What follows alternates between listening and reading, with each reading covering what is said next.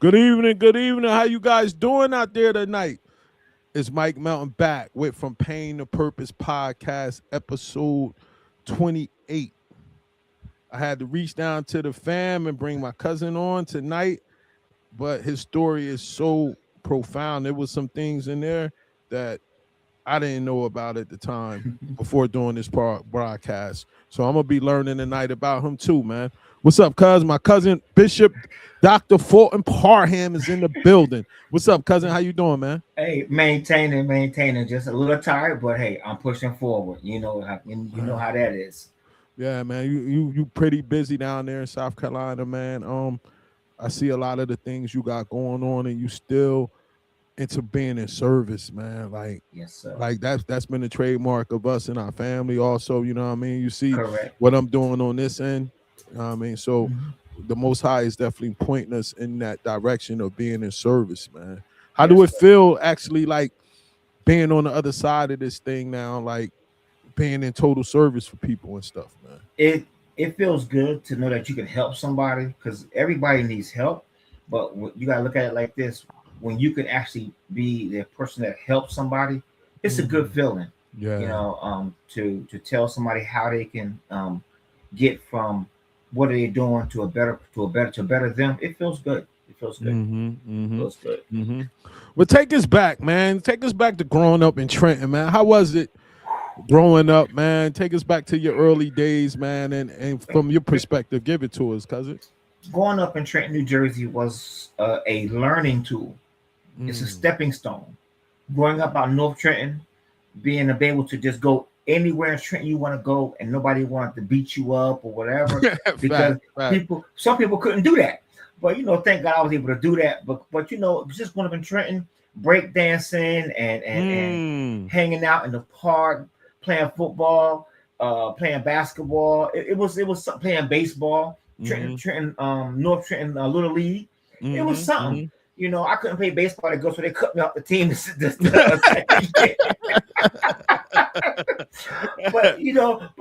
Chubby Blackwell told me, he said, "I'm not gonna mm. let you play football because you like to kick people." Mm. He said, "Baseball, they strike you out. You want to hit it with the baseball bat. So Mm. you have to do. We kind of have to find you something that you can excel at and just be Mm. good in." So they put Mm. me in. They put me in the pool. Mm. So I just excelled in swimming. Yeah, man, Citywide champ. You you know, was a beast. You was a beast in the swimming thing. When did you know going in there that like the swimming thing like that was your thing? um, I would say with the summer program, Mm. even going back to Camp Meter, when I Mm. was showing them kids how to swim butterfly. I'm only like 10, 11 years old, and I'm swimming butterfly, and Mm. I was just lapping them. So I was like, wow. It's got something. And then the girls on the side, they looking at you. They're like, go, go, go, go, go. You said You know, can't meet her, huh? yes, That took sir. me back. Oh man, what was the lady named Terry or something?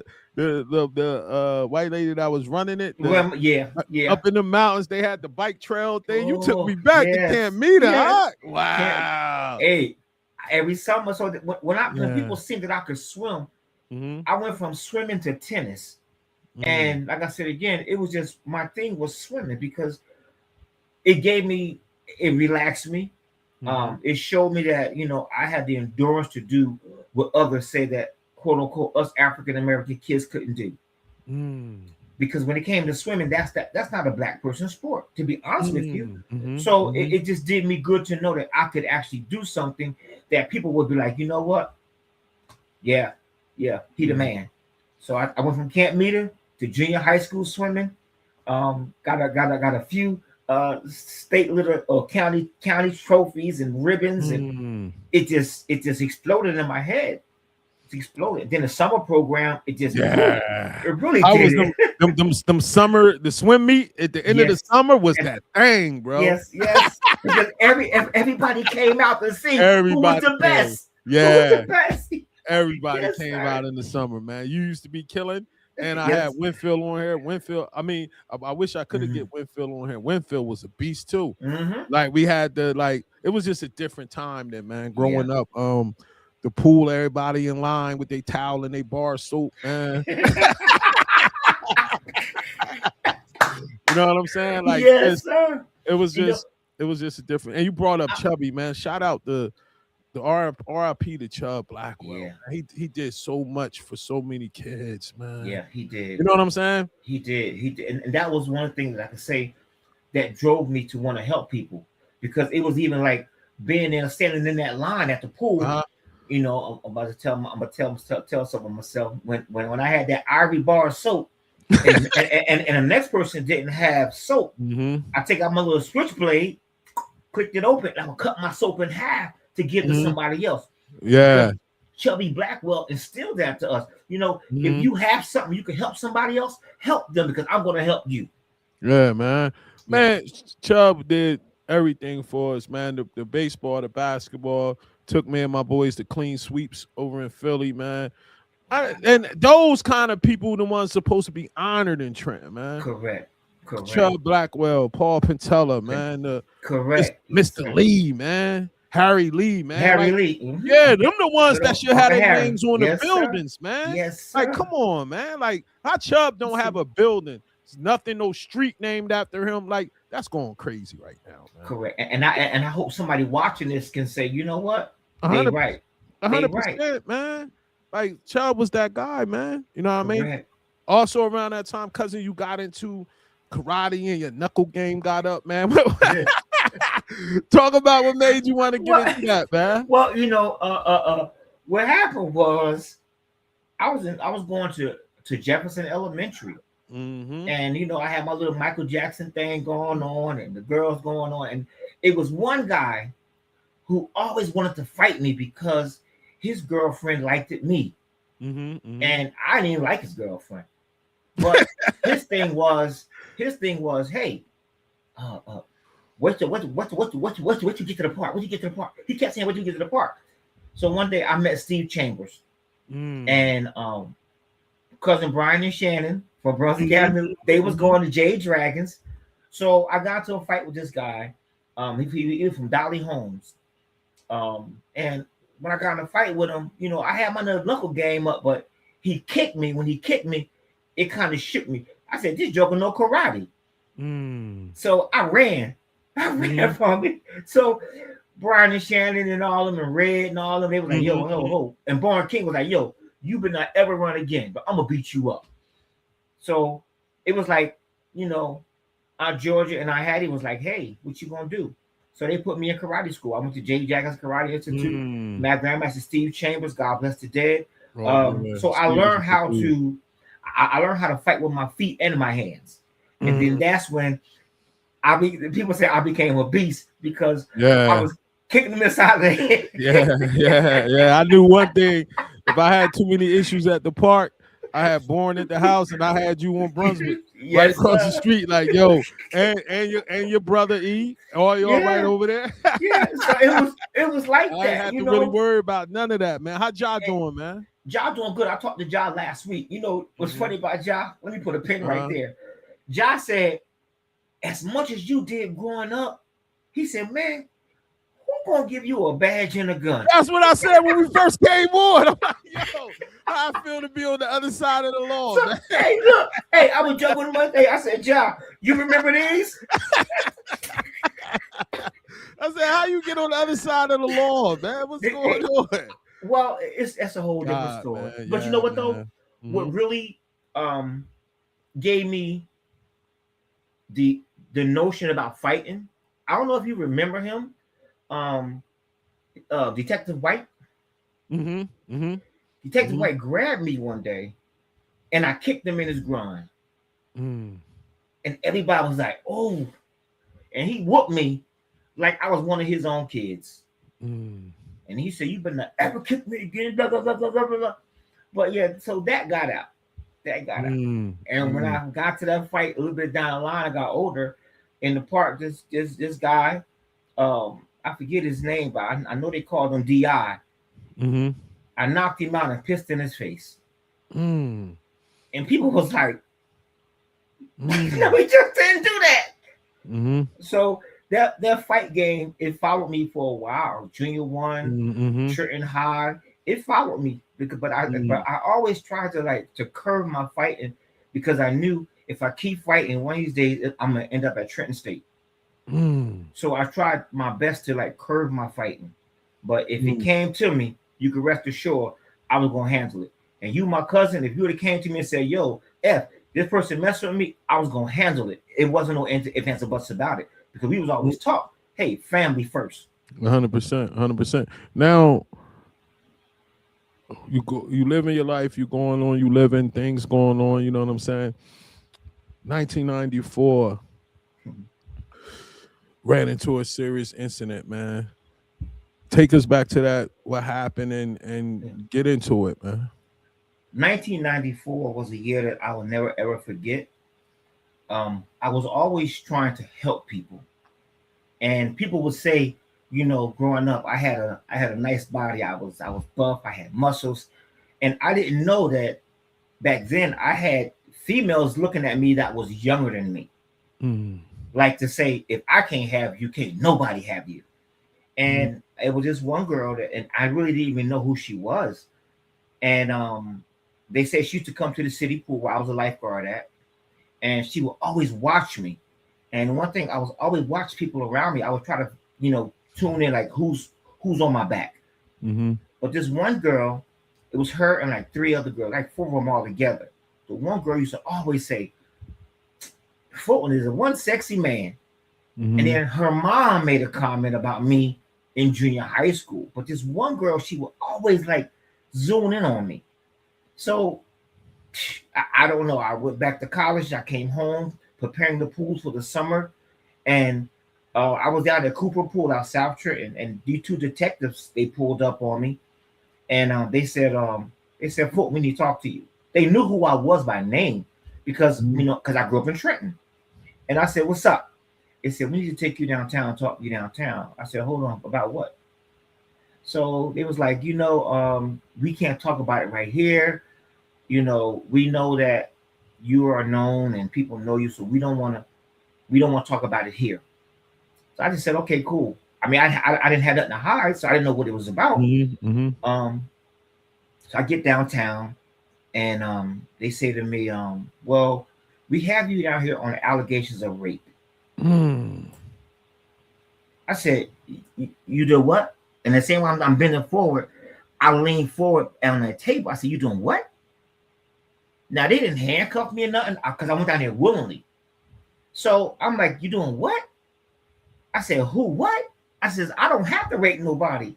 He says, "Well, a young lady said this has been an ongoing investigation since February. You was home for winter break. You was helping people out, understand all that, but a young lady said that you took advantage of her." Mm.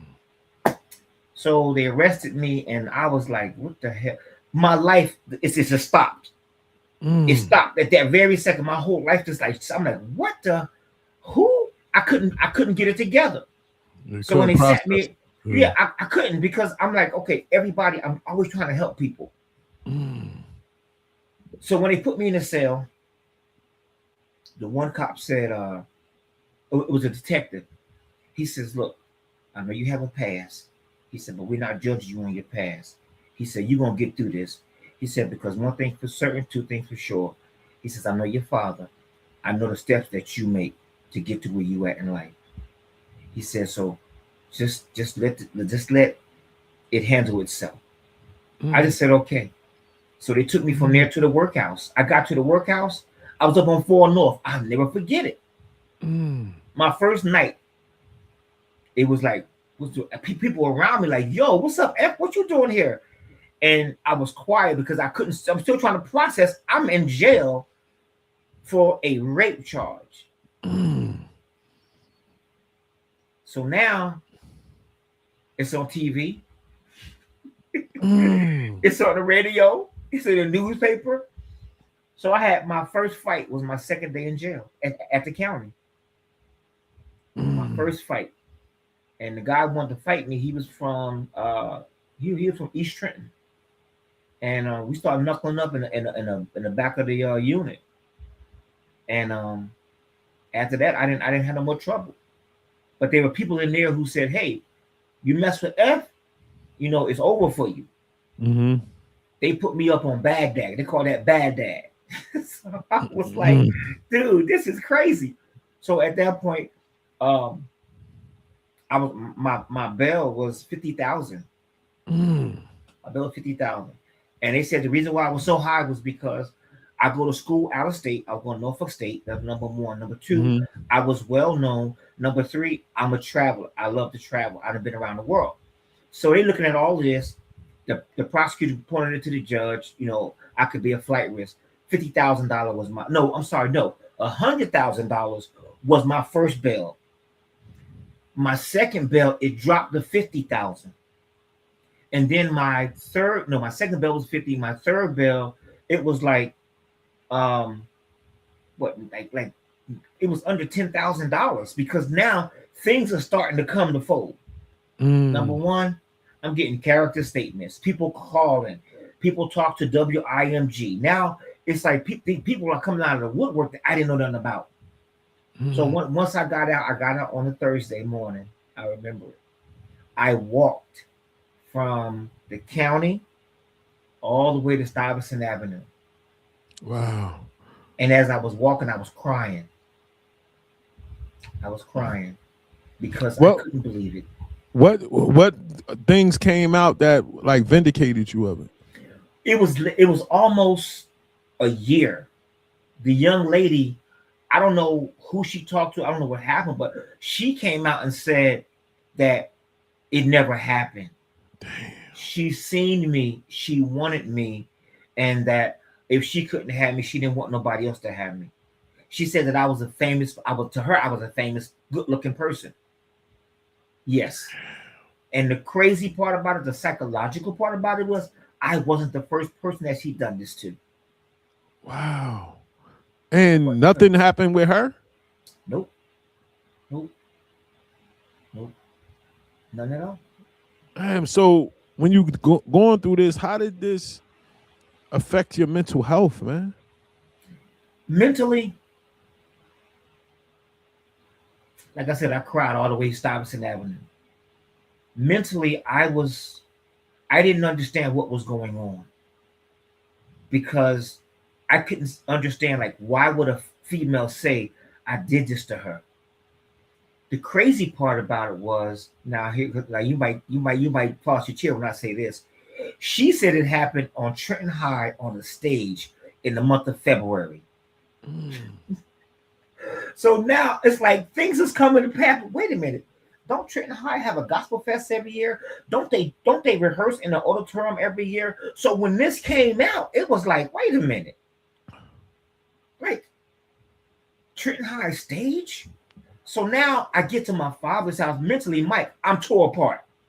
Mm. I'm I'm at tore apart. college when this going on, so I don't have no Yeah, idea that you correct. dealing with all of this. Correct. Like It I'm in was college, like this. I had I, no I idea you was dealing with all of I this. didn't know what I was gonna do next. And all I could do was pray. I cried and I prayed. I got a part-time job with Shanae Bird. Mm-hmm. Shanae came by the house and she says, "Look, you need a job. I got you." Mm. So mentally, I was just destroyed. I went back to college. I thought I could make it through, I ended up having a heart attack. Mm. Before we get to the heart attack in Mhm. 1996, what? Because I know when they first come out with the stories, the news and this, blah blah blah. Me from going with what I went through with my wife being murdered and stuff, and they having me in the newspaper and stuff. Like, Mhm. how did it feel that they don't never say you innocent with the same aggression? You get what I'm saying? Like they not Because putting out no articles. because see, you You know gotta what I'm realize saying? something. Yeah, but you gotta realize something. They can't say that you did it, so they use words like allegations. Mm-hmm. It was Mm-hmm. said that, Mm-hmm. so with the allegations of legally, Mm-hmm. that's legal term right there. So now they're not saying that you did it, but they're saying that someone say you did it. Yeah, but I'm saying once it came out that you didn't do it, was there any articles? Was there any newspapers? That's what I'm talking about. Now, how it feel when you walking away That's from this, but most people still might think that you that kind of person. and you know what? And I believe to this day, some people still say that I'm guilty. And that's in my mind. Dang. That's in my mind. That's why, That's like I wrong. said again, it was hard for me to move forward. But I believe that when God says, "I got you," I will never leave you nor forsake you. It didn't matter what people said about me, and I've seen people will look at me sideways. Um, Even at the mall, when I was working at the mall, people would say, they would point the finger. Mm-hmm. So psychologically, it's a hard pull to go through, because what Mm. happens is you got to realize, once you're vindicated, that's not news. That's what I'm saying. That's not news. It's not That's what. news. Yeah. Now. You can sell papers, you can sell stuff on the internet, because guess what? It's saying this is what he did or he allegedly Mm-hmm. did. Mm-hmm. That'll sell. But when you Mm-hmm. vindicate it, okay, whatever, that ain't gonna sell. What how did that affect your relationship with women moving forward in terms of trust? Um, I don't I don't trust nobody.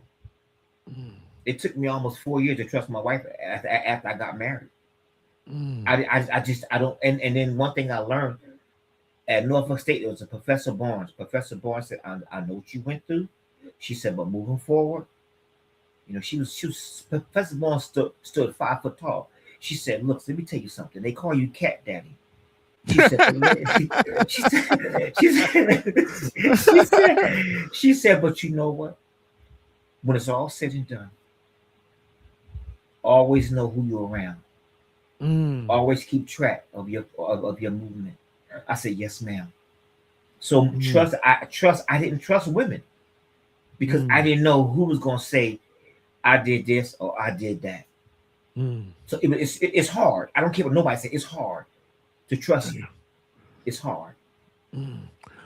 Then what happened? Now you back in college, you got things going, you still dealing with that. Was the anxiety and the stress and all of that? That's what led to the heart attack? Well, what happened was, um, when it was over, that was before the heart attack. It was over.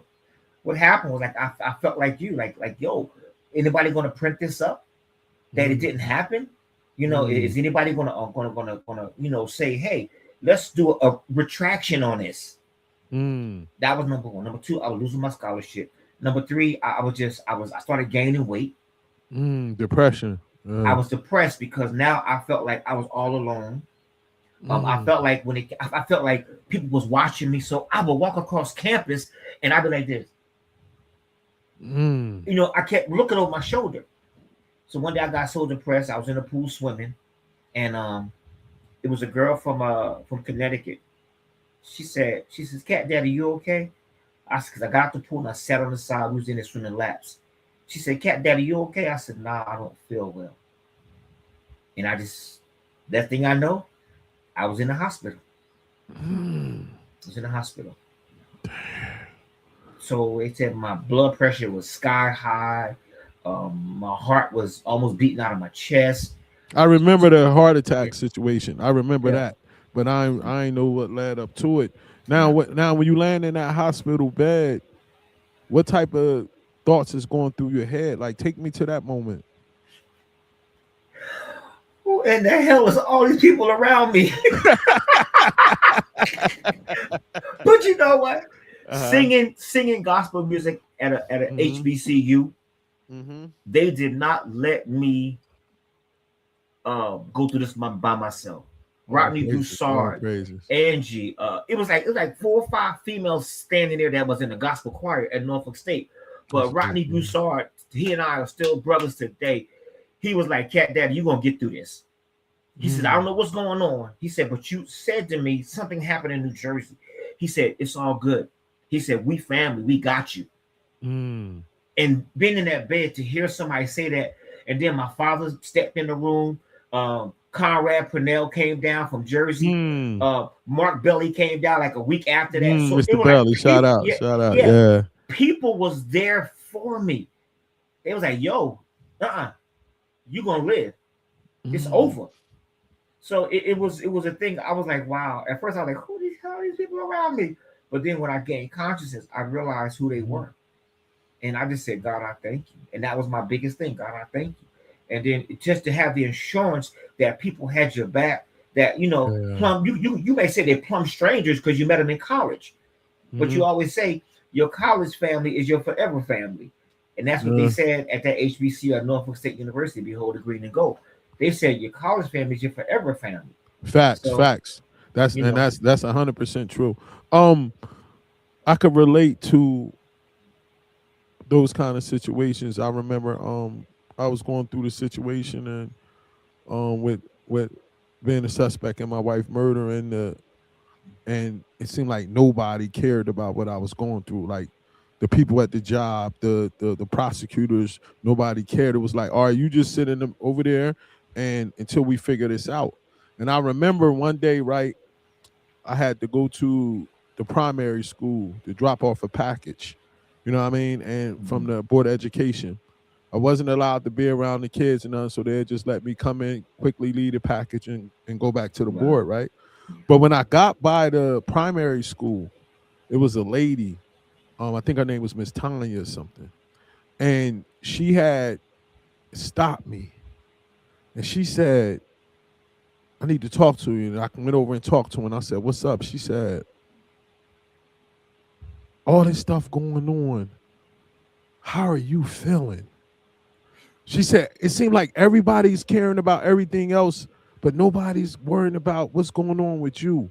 And Right. cousin, man, I just started crying, bro, because nobody up to that point, like the superintendent, Correct. the principal, nobody wasn't checking on me, nobody wasn't calling me. They was having rituals and candlelight things for my wife, and I couldn't go. Like they wouldn't invite me to nothing.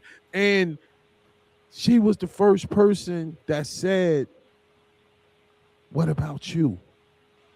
How are you feeling?" Let me You know tell what I'm you, man. saying? Go Yeah. ahead. Let me tell you, man. The what you're saying is so correct because when I got out of the county, and I hate to say this like this, a white man came to my rescue. Oh, that happened for me too, brother. They said, they said, they said, we need. My lawyer said, she says, I got your statement. She says, I need character statements. Mark Billy, Mm-hmm. Raymond Bagley, Mm-hmm. Sam Davis, Poppy David Sanderson, Miss Bussey, Magnolia McLaughlin, Charles Ramsey. These are people that came to my rescue. But one thing Mark Billy said to me was, if you need me, I got you. Mm-hmm. Sam Mm-hmm. Davis. I remember Mr. Davis. That's my guy. Sam Davis. Yeah. He came to me, he said, F, you are the best. And he always would tell me that. He said, F, you are the best. Good dude in the weight room. Yeah, he wrote a statement. Um, and the second thing was, like you just said, the second person was my lawyer named Ron Venturi, man. He passed away. White guy. He called me once he saw the newspaper article and was like, I'm gonna represent you pro bono. I know you didn't do this. And I knew black guys that were lawyers and this and that. Ain't nobody reach out to me. This No. dude reached out and said it. And then last person, it was of course people that I know, but these people that came out to me was the detective Scott Sammons that solved the case. And he talked to me on the phone. And one of the most profound things he said to me was, I'm gonna get you your life back. Cause it's a shame what them other cops did to you, man. Bro, I started crying, bro. He said, I'm gonna get you your life back, man. You know what I mean? So, you know what I mean? So I could relate to that, man. So let's get back into you now. You in you down in Norfolk State. How did you start recovering from the heart attack? Like what did you have to do, man? And how much was you thankful for God's mercy, man? To recover, I stayed around people that was positive.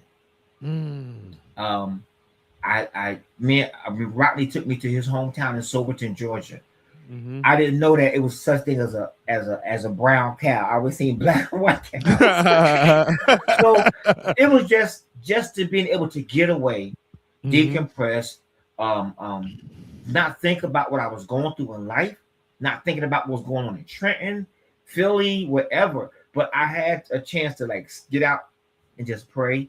Mm-hmm. I started writing some more gospel songs, and that helped me a lot.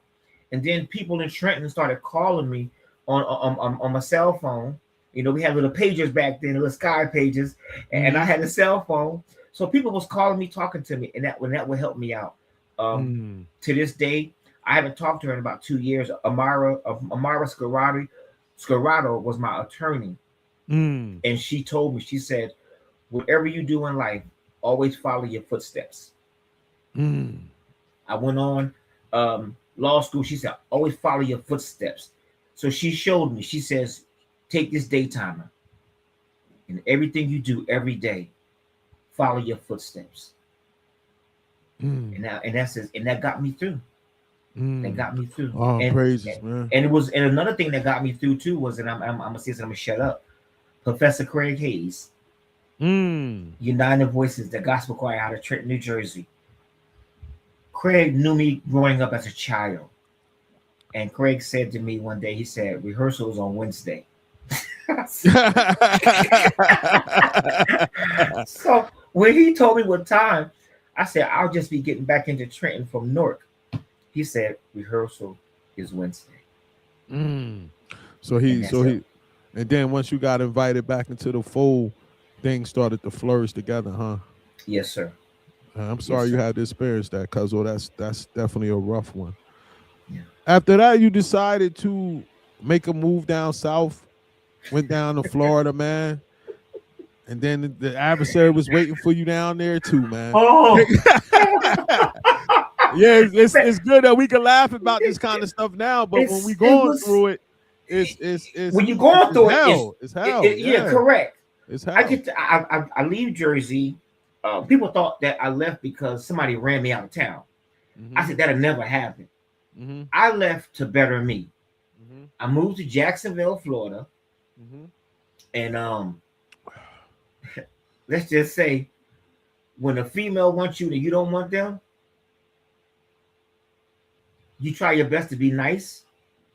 Man, this chick said, you know what? If I can't have you, I'll burn the house down. So I had went away to do a music workshop. I had 2 suitcases of luggage. Came back, man, the house was on fire. She did a left eye? She did a left eye to the crib. Hey, the house was on fire, and I'm standing there like, I said, what am I gonna do? Everything I had was gone. Whoa. I called Borna. I said, cuz, I know you in South Florida. I need your help. He said, what's wrong? I was telling him what was going on. He says, hold on, fool. Let me see what I can do. Next thing I know, I was homeless for 4 hours in my life. I was homeless. And out of them 4 hours, there was a park around a corner from where I was living at. Baseball field. So I went to the park, to the baseball field. I went in the dugout. Here again, it's just me and God. Me and God. And there was a man that was coming by, him and his son, and he was a Masonic brother. He seen me in there, and I asked him, I said, excuse me, could you give me a ride to a hotel? And he looked at me, and I had on my Mason hat. I had a Masonic hat on. He said, what's wrong? I said, well, I was living around on Imperial Street, house burned to the ground. I just need somewhere to stay. I don't have nowhere to go. And he said, I like your hat. I didn't even hear that, because I'm looking at what happened to me in 94. A female now done destroyed everything I had. So I'm like, my thing is, I just need to get somewhere to lay down and get something to eat. When he said, I see the light on your hat, then I knew that he was a Mason. He took me to his house, gave me money. He let me call Born King up, and I called Born. Born said, I'm coming to get you Saturday. Shout out to my cousin Born King. Born King came from Deerfield Beach, Florida, and picked me up. I remember that. Picked me up on that Saturday. He picked me up. He said, hey, that. He says, cuz you ain't homeless no more. Come on, let's go. So I tried to get a Mason. I tried to give Darius some money. He wouldn't take it from me. He just said, hey, I am my brother's keeper. I am my brother's keeper. And to this day, he and I we talk, we call him on the phone. He supported my first single, Preserve Me, Mhm. Oh God. Mhm. Um, so it was like I got to South Florida. Born King was like, hey, this is you home.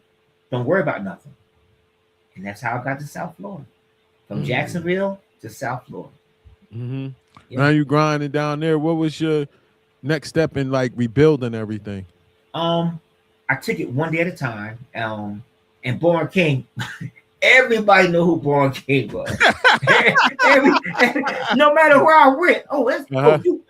you Born King, you Born's cousin. You from Jersey, right? Yeah. Yeah. So it was like, and my main purpose was to find a job to get some Mhm. money so I could get back on my feet. Mm. And I remember going to a church service, and people say, "You still can sing?" Yeah. And I met this one guy named Ernest Gonder. Ernest Gonder introduced me to a lady named Deborah. Mhm. Deborah was the coordinator at John Knox Village, Mhm. and they got me a job there in the kitchen, Mm. and I was making like 11.50 an hour. And then from there, they got me a job in their legal department. Mhm. So I was doing research. So I was making $17 an hour. So it was my life was coming back together. I was putting my Mm. money up, paying my bills. I had bought my first car with my own money, um, in South Florida. In Now South how you go through the 1994 situation, the heart attack, and then the house get burned down. What kept you still having faith in the Most High, man? After all this stuff is going on, man.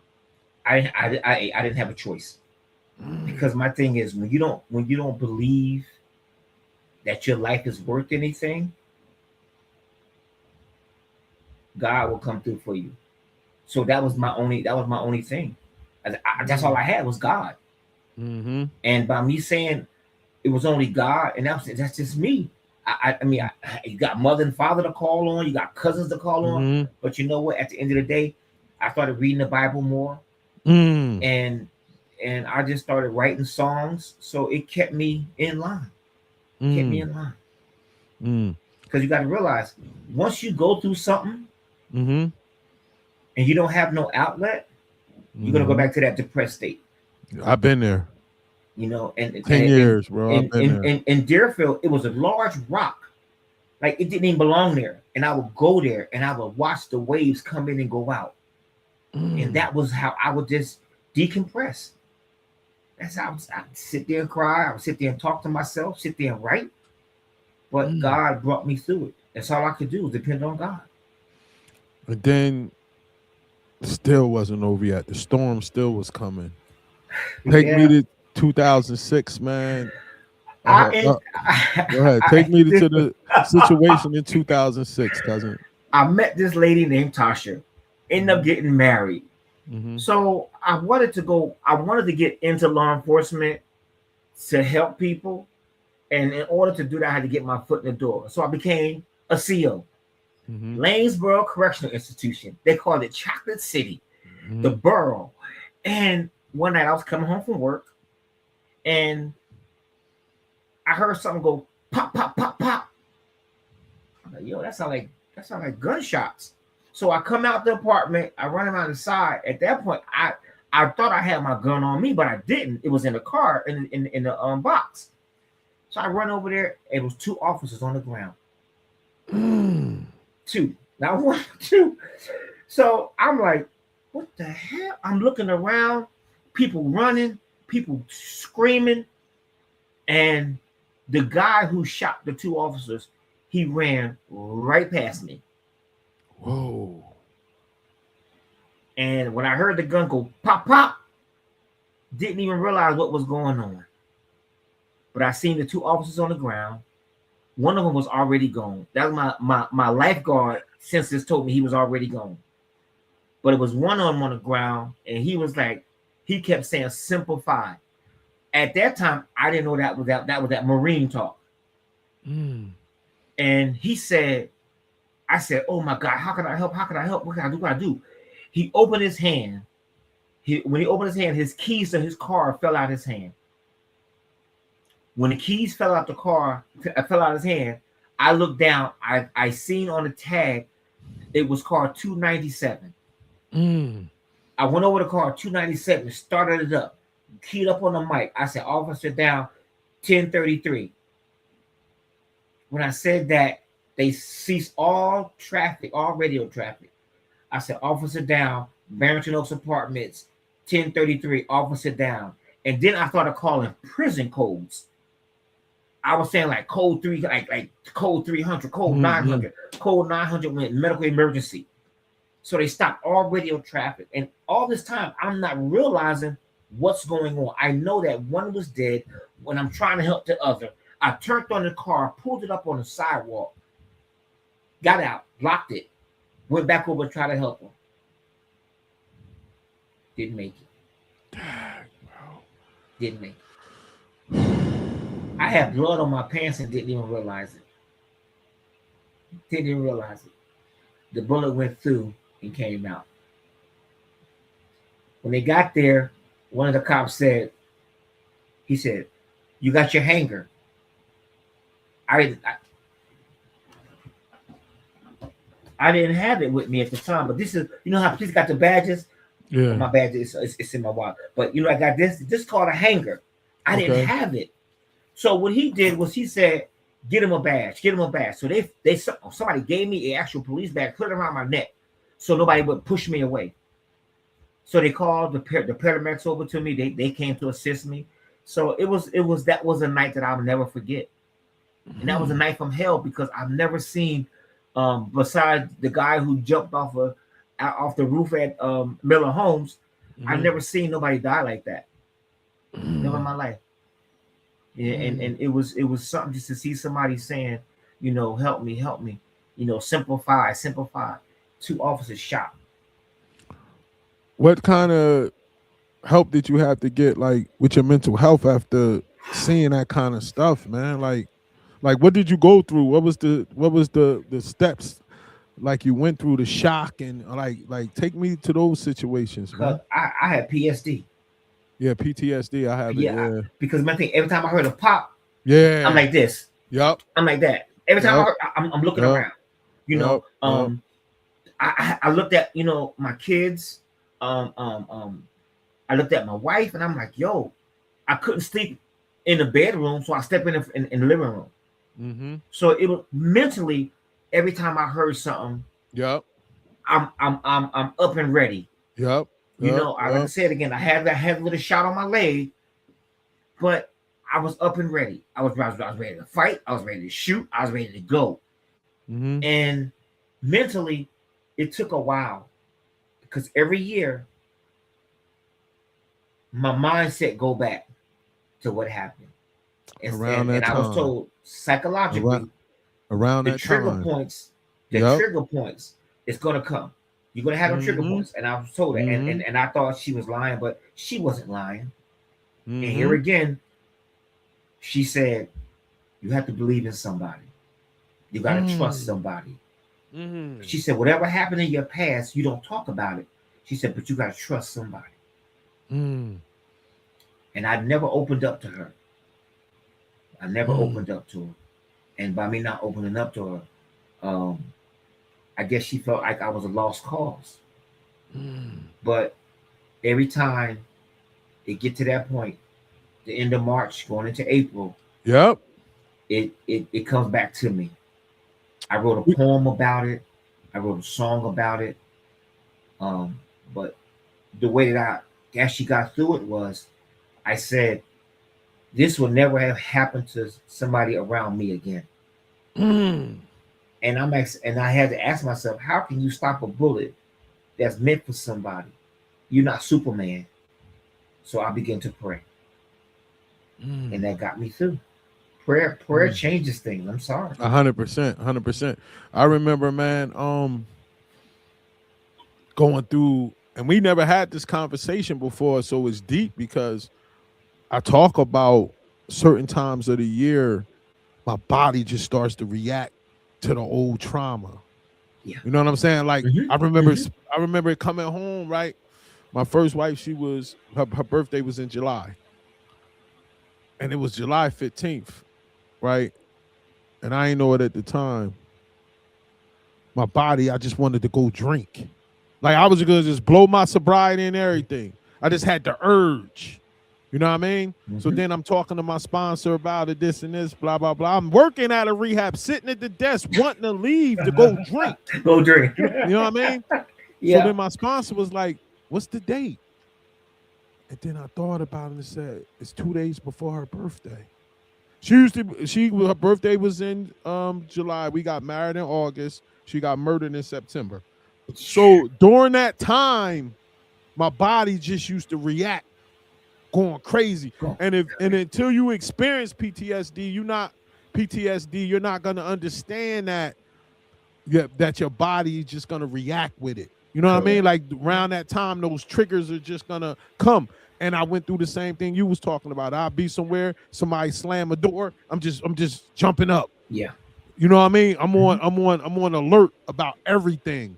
You know what I'm That, saying? Like that because I found her. You know what I'm yeah. saying? So once you go through that kind of stuff, it makes that fear of what's coming around that corner.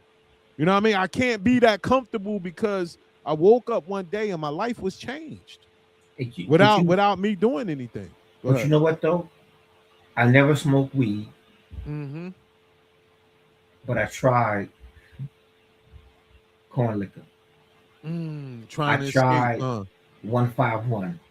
Mm. And then I started actually um, doing NyQuil Trying to, because I yeah. needed to go to sleep. Can't Because sleep. I went through correct, all of that. I Yeah. couldn't sleep. So I went now, through all that. Yep. so and then one day, my youngest son, he said, "Daddy, what's that?" I said, "What's what?" He said, "What's that right there?" He said, "Can I have some?"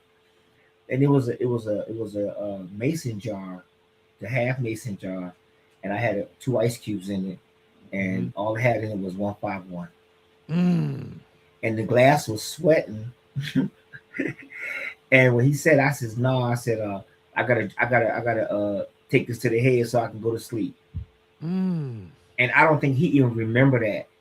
But after I said that to my baby boy, I poured it out and I said, "This is not me." Mm. I said, That "This is not spirit, me." you broke that spirit. Yeah. And then You broke when I that heard what you spirit. was going through, I was like, "This is not him," Mm-hmm. you know. And then I Mm-hmm. heard how your recovery was, and I just Mm. said, "All praises due." To the most high, indeed, Yeah. man. Indeed. Now let's get to the recovering part, man. How did you get into the ministry that you went to now? You're a bishop now, man, and a deputy sheriff. Let's start with the hold on. Yeah, I'm you gonna can jump say, into the deputy sheriff part first. We can save the um, church part for last. How it did was more of a um. You see people that need help. mm-hmm, mm-hmm, You see people mm-hmm, that want help but don't know how to ask for help. mm-hmm, mm-hmm, But you have been hurt so much throughout life, the pain that you went through, and you saying to yourself, "How can I be an instrument mm-hmm, to those that are in pain?" mm-hmm, mm-hmm, Knowing that the young lady have never went to justice behind what she did, that's painful. Seeing two officers shot, that's painful. Um, you being shot, that's painful. So after all you went through, you say to myself, "Say, what can I do to make it right?" mm-hmm, I didn't want to carry a gun, carried a gun before. Didn't want to carry a badge, carried a badge before. Became an EMT, I didn't want to do that. Now something said, you gotta make a difference for real, for real.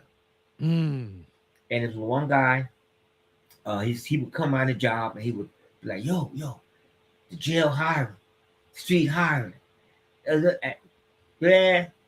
But then one day I just said to him, I'll take the test. I'll take the test. And it was kind of hard at first because, Tasha, she was like, "No, you got enough guns already." I'm like, "Okay," I said, "But I can help people. I can help people." And one person said, "How can," at that time I was an elder in the church. They said, "How can you be an elder and a preacher and carry a gun?" I said, easy. I said, Peter carried a sword. So I justified, hey, I justified why I carry a gun. Yeah, I justified it, you hmm know. But I thought about it, and I thought about how, in the jail you can help mm, somebody, on the street mm, you can help somebody. You can talk to gang members. You can talk to the juveniles. Um, and I felt as though that I would be an instrument, mm, and that's how I got here. You just told me that you came from a gang initiative out in Texas before we came on. Hmm. Like, what are y'all learning about, and what is the main tap root to why all these gangs are forming and stuff? Gangs are forming now because we live in a world of entitlement. Mm, Guns are now taking over the world. Every child want to have a gun. mm, Every child wants some type of firearm in their hands to say I'm somebody. Once you get that firearm, you're gonna have to be around people who will say, I got your back. You got this, I got this, gonna come together. You learn certain gangs, you learn what subsets are. You learn so much stuff that you would have to say, hey, how did this kid become a gang member? I have a platform called It's My Fault. That's for the parents. mm, But knowing that you say you're a mom or you're a dad, but your child's out here doing whatever they want to do, then they fall in the crowd of they see the Bloods, they see the Crips, they see the Gangster Disciples, they see the Latin Kings. Then you mhm, even got the Latin Queens now. You got mm. Sisters of Bloods now. You got all these different gangs that saying, hey, we got you. Come hang with us. It's enticing. The money is enticing. The guns are enticing. So what happens? Kids are jumping on the bandwagon. I don't Did I, y'all I don't I don't have a car now, but guess what? I'm gonna hang out with Fuquan, and Fuquan gonna help me get that Lexus. what You know, Mhm. did y'all go over the influence of the music, like the drill music and stuff like that? That came up too. You have to realize certain videos you see, and you see them with the Glock 19s with the extended barrel. You look at that, and you got kids now. They'll be popping stuff up, and they just hit their hands like this, like just like in on videos. So to me, kids that are 12 and 13 years old are trying to mimic what they see in videos. Mm, But I was telling some kids one day at the jail, I said, let me tell you something. I said, what's funny was, I remember I was in California. People that you think have beefs don't have beefs. They have beefs because of the money and the music. But mm, they'll be sitting down somewhere eating together, laughing and talking and chopping it up. mm. So yeah, but Yeah, that music, to me, music plays a big part in it. that's Because anytime you crazy. say you can shoot somebody, shoot your mama, shoot your daddy, shoot the cat, shoot all this stuff that they be saying, and the Spirit, gang ties that go along with it, and they be throwing their hands up, just throwing their hands up. Yeah, yeah. spirits, The spirits. kids like that. Yeah, the So when they spirits, see man. that, I want to Yeah, do that. I want to be yeah, a part of the blood. I want to be Crit 2 Child. I want to be 59 Brim. yeah, Yes. yeah, yeah. The And that's spirits, man. it feel good to them. Yeah, the spirits, man. The Yeah. spirits, man. Where do you? And final question on that. Let me get Mhm. into the ministry. Where do you feel that the lack of fatherhood plays in this? The lack of fatherhood is a man will plant a seed and go to the next female to plant a seed. Mm, So where you at with your child's life? Nowhere to be found. mm, Either you in prison, and then your mama is desecrating the daddy, saying you just like your daddy, mm-hmm, but the man is nowhere to be found. Not in the church house, but in the mm, street, his name ring bells. Not in the schoolhouse, but on the street, his name ring bells. mm. So the fathers need to be present, and they're not. They're planting seeds and they're moving on. Sad, man. That's why I said I got a platform called It's My Fault. And it's so intense that people sit there and say, "But you don't live in my house." But where the father at? Mm, You allow him to come and make your sheets warm, and now he's gone. So it's your fault. Wow. Yeah. Now take me to the ministry, man. The bishop, man. The church you at. Like, talk to me. How did you get into Well, it? How did you? well, first off, you can relate to this. Let's go back to Galilee. Let's go to Wayne Avenue Baptist. Our grandmoms, our great aunts, your Yeah. grandma, Yes. grew up in church. Yeah. And my thing was going to church. I was able to sing. Mm-hmm. And growing up, going to vacation Bible school. I remember Facts. my Facts. first, I would call that my trial sermon. My trial sermon was the church need to go to hell. And people was like, "Yo, you gonna be a preacher one day?" And They all I said the was thinking same thing about was about me. girls swimming. Yep. I wasn't like break dancing. Yeah. So it was like as I got older, living in Lancaster, Pennsylvania, I preached one Sunday, and my topic, I never forget it. My topic was, "Lord, can you save me?" Mm. And I talked about how, and people say you always talk about the three Hebrew boys, and that was my topic when my thing growing up. Mm-hmm. So I always went, "Lord, can you save me? You saved the three Hebrew boys, Shadrach, Meshach, and Abednego." Go. And I always talk about that. So what happened was I kept going. I became an elder in Church of God in Christ. Mm-hmm. And as an elder, to me, it's like it's prestigious or whatever because people ask you to come and speak and preach at their services. But I was still ho hopping. Mm. So A lot of transparency, cousin. what? Come on, I ain't gonna lie to you. I'm gonna keep it 100. No, a lot of people can't do what you're doing right now. Just being 100 with it. No, I couldn't. I mean, and I was still going to the club and get up and preach on Sunday morning. Shoot to the Zanzibar in North and come preach on Sunday. So it was like, okay, when do I change my life? When do I make this change? My oldest son,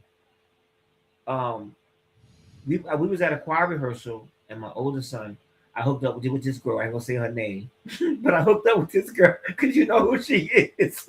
Oh, okay. I hooked up with this girl, and my oldest son, she spent the night.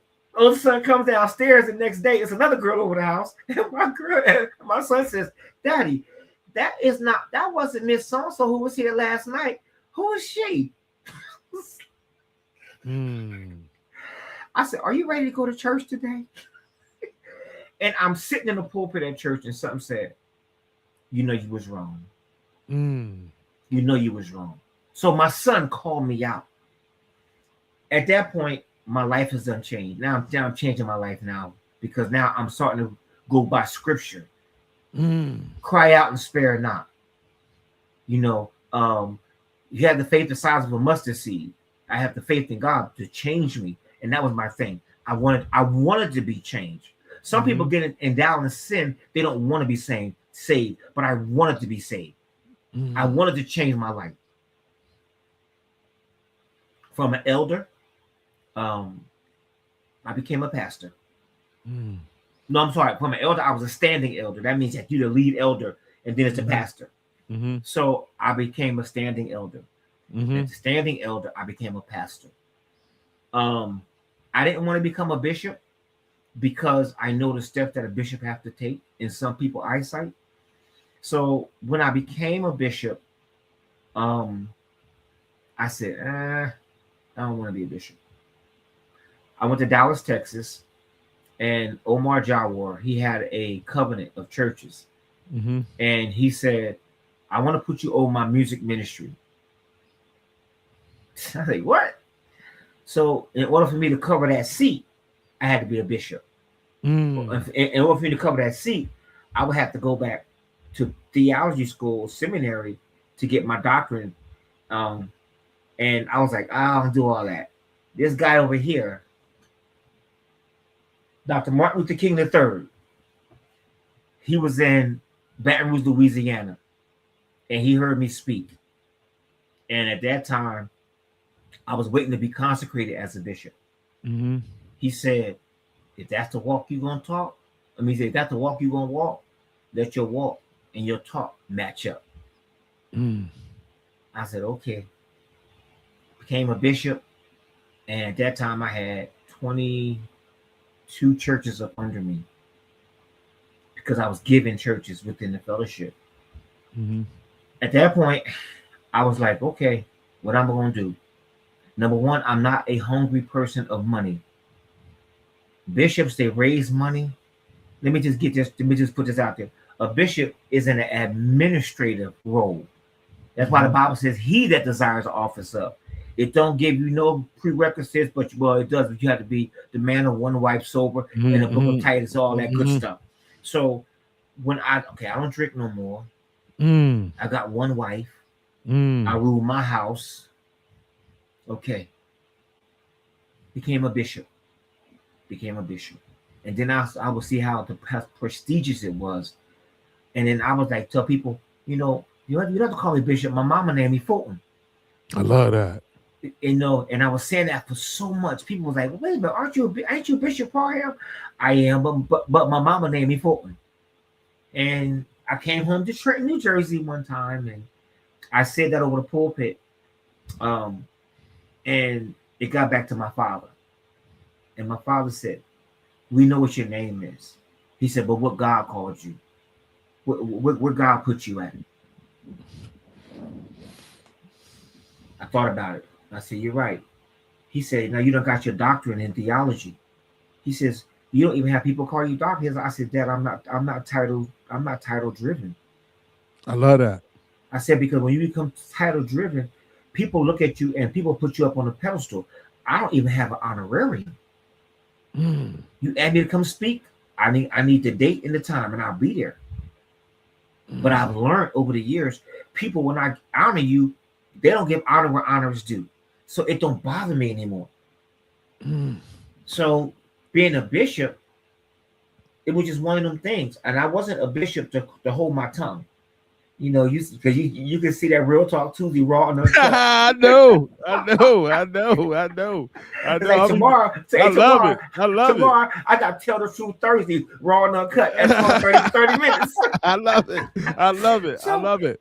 as I became a bishop, Mm-hmm. I started visiting other churches, meeting people, and it was like it was an experience because now what I used to do, I'm seeing other people do.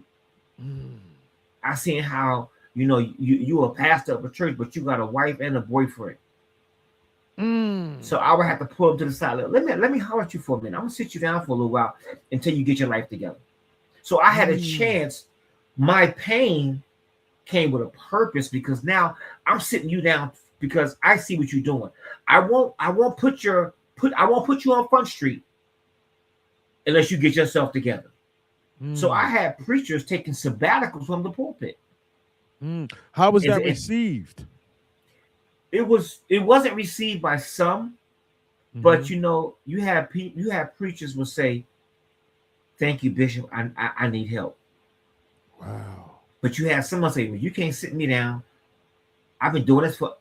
Okay, well, either I'll sit you down or God sit you down. You take your pick. Mm. I even had some people put me in that part where I had a Parham moment with them.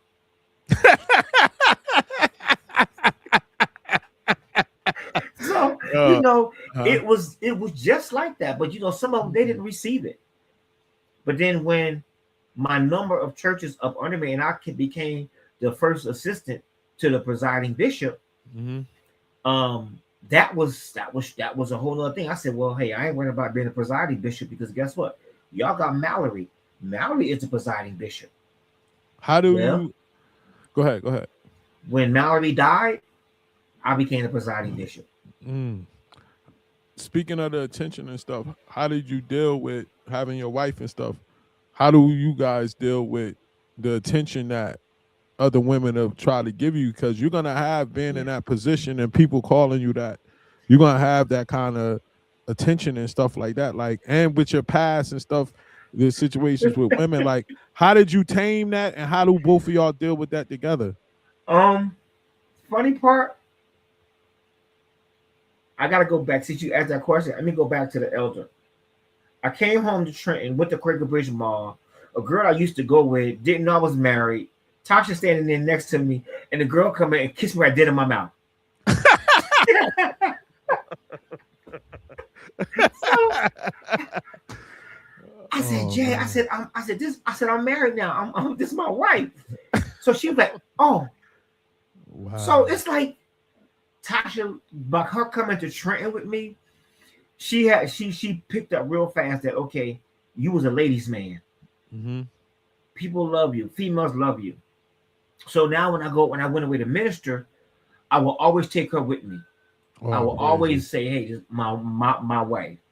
And I hate that saying my wife because now you're making it seem like you giving her a title and saying, no, this is my wife, Tasha. I would say my wife, my wife. People say she's my wife, and people know who she is. Mm-hmm. Mm-hmm.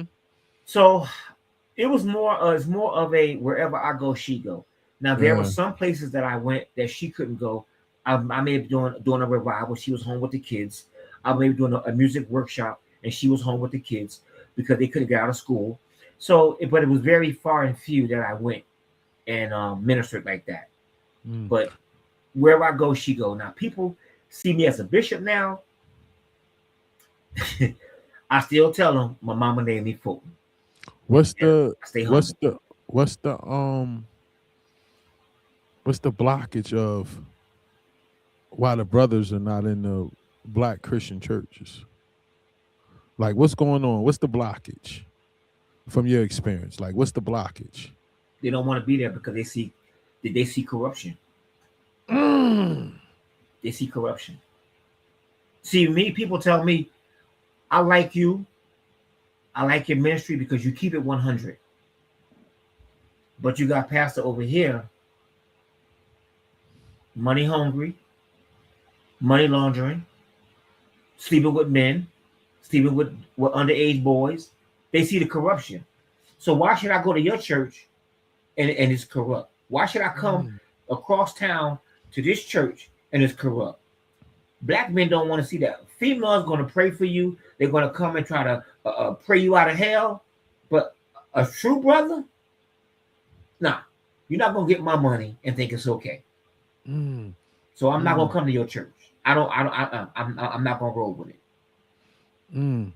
Now the good parts of this, like how do it feel when you see somebody that came in broken and then you start to see them grow? It feels good because you Yeah. see the pain that they came in, Yeah. and when you Yeah. see that pain, you be like, how can I help this brother? Mm-hmm. How can I help this sister? Mm-hmm. And the more you talk to them, the more you minister to them. And see, that's what I Mm-hmm. say. I can't stand when a pastor say, "Oh, I was out here running women for 10 years, and I didn't like it." So me, I said, "Wait a minute, hold on. 10 years running women, you didn't like it? Stop lying. Mm. It's just like me punch you in your mouth every day, Mm-hmm. and you say you don't like it, but you're gonna stay in my circumference so I can beat you in your mouth every day. I can Mm-hmm. punch you in your eye every day or smack you every day. That's a lie. You loved it when you was out there whole hopping. You loved it when you was drinking. So stop lying over the pulpit. Mm. And see, people love the truth. People love when you keep it real. Facts. And and Facts. and men they're gonna a sinner will smell a sinner a mile away. 100%. 100%. 100%. Yeah. 100%. You can run, but you can't hide. 100%. Now, in closing, because we almost done, Mhm. how do you feel now, man, when you like look in the mirror at yourself? Like, because I'm gonna tell you something quick. Like, I remember being in a like always thinking about um when I was doing the wicked stuff, man, when I was out there with all them different women, especially overseas and stuff, I would go at night though. I would go sit by the pool and I'd think about in my mind, like, what you gonna do when you like 80, 75, 80 years old and you think about your life and you know that you wasn't nothing, you was worthless. But now God gave me a chance to rewrite my life and I love that feeling. How you feel knowing how you was before your past and everything you went through, and then you look in the mirror now, man, and you see what he made of you. if I tell you the truth and to be keep it 100 with you, Mm-hmm. I look at my past and I keep it in my mind Mm. because I don't want to go back to where I came from. Facts. I don't care how big you get, how high you get, you still got to come down. And I stay humble. Mm. Um, yes, no, I'm not perfect, but I stay humble. Knowing where I've come from Mm-hmm. and what it took to get to where I'm at, I'm Mm-hmm. appreciative. Mm-hmm. And I give all praises due Mm-hmm. because I'm appreciative. I sit back and I sit in this office of mine and I say to myself, look at what God has done. Facts. And it's a good feeling because when you look at coming from Brunswick Avenue, Stuyvesant Avenue, Mm-hmm. moving on in life, it was a journey. Mm-hmm. And now where I'm at, I'll never forget where I've come from. If You, somebody hear me say I'm going home, they know I'm gonna hop on a plane and I'm going to Jersey. But it's a good feeling to know that God brought me from a mighty long way. mm-hmm. You God know what's brought you from a mighty long way. I you yield. know what's deep. You know what's deep about that. Like when I first came into the truth, understanding who I was, an Israelite, and I was talking to some people about it and being in recovery, being in AA, Hmm. and they didn't understand. Like they said, well, God is supposed to deliver you from everything. But I said, if I pick up another drink, I'm right back in it. They said, so why do you still go to those meetings? But they don't understand. When I go to those meetings, it's somebody in there that's their first day. And they raise their hand and they say, this is my first day here. And that reminds me what's going to happen to me if I pick up a drink. Hmm. You get what I'm saying? So Yeah, that person on that first day that's in there yeah. is reminding me. And then there's somebody in there that got 40 years that's still coming there. Still coming. You get what I'm saying? Yeah. Now I'm learning from him because he knows how to get through things sober that I ain't even been through yet. There you go. Hmm. You get what I'm saying? Yeah. That I ain't even been through yet. So I'm learning from this guy. And in closing, one of the main things too is every time I ever went, cousin, right? Hmm. And somebody raised their hand because they relapsed, the first thing out their mouth is, I thought I had it. I stopped going to meetings. You know what I'm saying? Yeah. Because what you just said, we have that built-in forgetter that life start getting so good. We start getting everything back. Then we put God on the shelf and we forget who brought us through this. Correct. You know what I'm saying? And then we take our will back. We start reading our Yeah. press clippings like we the one that did this. I'm that guy, I'm man. that guy. I'm the man. And what was so profound, cousin, when you said that, I said my mom named me Fulton. You don't gotta keep calling me Bishop, man. That's so real, man. All right, cousin, man. Get your wife and your kids my love, man. Thanks for coming on. I love you, man. This joint was Likewise. powerful tonight, man. Yes, This sir. was powerful tonight, Yes, man. sir. I'll be putting mad clips up. You're gonna get tired of me putting clips up and tagging you.